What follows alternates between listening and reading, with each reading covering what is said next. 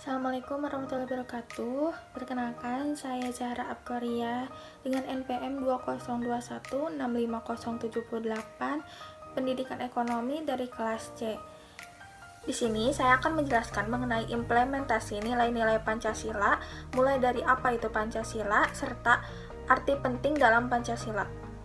Nama Pancasila berasal dari bahasa Sanskerta yang terdiri dari dua kata. Yang pertama adalah panca yang berarti 5, dan yang kedua adalah sila yang berarti prinsip atau asas. Hal itu berarti ada 5 pedoman penting rakyat Indonesia dalam kehidupan berbangsa dan bernegara. 5 pedoman tersebut ialah ketuhanan yang Maha Esa, kemanusiaan yang adil dan beradab, persatuan Indonesia, kerakyatan yang dipimpin oleh hikmat kebijaksanaan dalam permusyawaratan atau perwakilan, keadilan sosial bagi seluruh rakyat Indonesia. Semua sila Pancasila merupakan satu kesatuan yang utuh dan tidak dapat dilaksanakan secara terpisah-pisah. Arti penting Pancasila sebagai dasar negara adalah Pancasila merupakan pedoman bagi masyarakat Indonesia. Nilai-nilai dalam Pancasila adalah nilai yang mendasar untuk dijadikan pedoman peraturan dan dasar dari norma-norma hukum yang berlaku di Indonesia dan juga sudah tertuang di setiap sila Pancasila. Implementasi nilai-nilai Pancasila atau bisa disebut dengan penerapan nilai-nilai Pancasila bila diterapkan dengan sebaik-baiknya, maka kemungkinan negara Indonesia akan memiliki martabat dan berjalan baik sebagaimana tujuan, visi, dan misi Pancasila yang merupakan cita-cita seluruh rakyat Indonesia. Di sini saya akan memaparkan pengamalan setiap sila Pancasila. Sila pertama adalah ketuhanan yang Maha Esa. Pengamalan dari sila pertama ini yaitu manusia Indonesia percaya dan takwa kepada Tuhan yang Maha Esa sesuai dengan agama dan kepercayaannya masing-masing menurut dasar kemanusiaan yang adil dan beradab. Kedua, hormat menghormati dan bekerja sama antar para pemeluk agama dan para penganut kepercayaan yang beda-beda sehingga terbina kerukunan hidup. Sila pertama mengandung nilai ketuhanan. Hal ini berkaitan dengan kebebasan beragama bagi masyarakat yang ada di Indonesia. Mereka berhak memilih agama mana yang akan diikuti, baik Islam, Katolik, Hindu maupun Buddha, atau yang lainnya.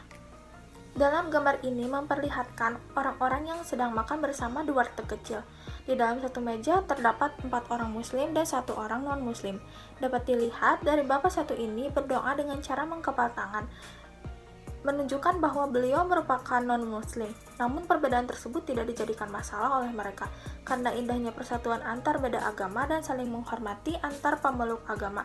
Dengan begitu, rakyat Indonesia menerapkan sila pertama dalam kehidupan seharian mereka, salah satu contohnya dalam gambar tersebut. Selanjutnya, sila kedua yaitu kemanusiaan yang adil dan beradab. Pengamalan sila tersebut yaitu pertama mengakui persamaan derajat, persamaan hak, dan persamaan kewajiban asasi antar sesama manusia dengan harkat dan martabat sebagai makhluk Tuhan yang Maha Esa. Saling mencintai sesama manusia, mengembangkan sikap tenggang rasa, tidak semena-mena terhadap orang lain, berani membela kebenaran dan keadilan, sikap hormat menghormati dan bekerja sama dengan bangsa lain. Sila kedua mengandung nilai kemanusiaan yang berarti masyarakat Indonesia harus mampu hidup secara sosial dan saling berdampingan satu sama lain sebagai seorang makhluk sosial yang membutuhkan orang lain dan harus bertindak secara manusiawi, tidak menyakiti manusia manapun dan harus bertindak adil. Selanjutnya, sila ketiga yaitu persatuan Indonesia. Pengamalan sila ini yaitu diantaranya menempatkan persatuan kesatuan kepentingan, keselamatan bangsa dan bernegara di atas kepentingan pribadi atau golongan, rela berkorban untuk kepentingan bangsa dan negara, cinta tanah air dan bangsa, bangga sebagai bangsa Indonesia dan bertanah air Indonesia, memajukan pergaulan demi persatuan dan kesatuan bangsa yang berbhinneka tunggal ika. Seperti gambar di layar, sila ketiga mengandung nilai persatuan.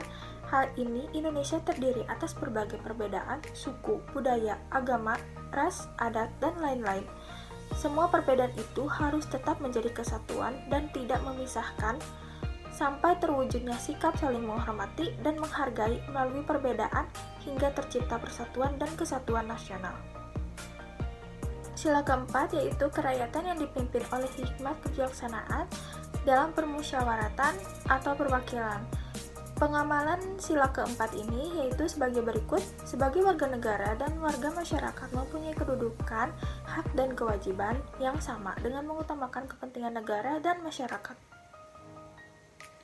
tidak memaksakan kehendak orang lain, mengutamakan musyawarah dalam keputusan untuk kepentingan bersama. Musyawarah untuk mencapai mufakat diliputi oleh semangat kekeluargaan dengan itikad yang baik dan rasa tanggung jawab menerima dan melaksanakan hasil putusan musyawarah. Musyawarah dilakukan dengan akal sehat dan sesuai dengan hati nurani yang luhur. Putusan yang diambil harus dipertanggungjawabkan secara moral kepada Tuhan Yang Maha Esa. Seperti halnya isi sila keempat, gambar ini menunjukkan seluruh masyarakat sedang melaksanakan musyawarah, mengandung nilai demokratis yang berarti negara kesejahteraan. Dalam bidang politik berdemokrasi dengan mendahulukan musyawarah dan dipimpin oleh seorang pemimpin yang mampu mengayomi rakyatnya, bertindak adil, amanah, dan jujur dalam menjalankan roda pemerintahan. Yang terakhir, sila kelima yaitu keadilan sosial bagi seluruh rakyat Indonesia.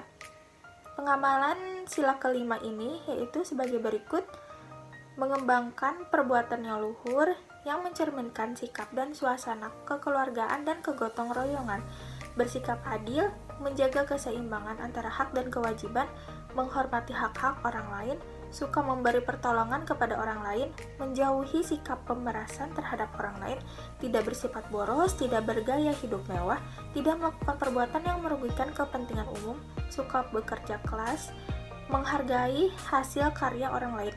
Bersama-sama berusaha mewujudkan kemajuan yang merata dalam berkeadilan sosial. Dalam gambar ini menunjukkan bahwa di antara perkumpulan tersebut tidak terlihat satu orang pun yang merasa diasingkan, artinya tidak membeda-bedakan. Sila kelima mengandung nilai keadilan yang berarti adalah tidak membeda-bedakan golongan. Masyarakat harus mendapat keadilan yang sama, hak yang sama, dan tidak dibatasi dengan strata dan status sosial. Semua dianggap sama rata, baik miskin ataupun kaya.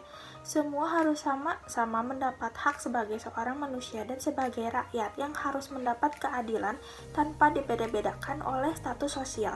Semua harus mendapat perlindungan dari negara dan pemerintah. Baik, cukup sekian pemaparan materi dari saya. Mohon maaf bila ada kesalahan kata.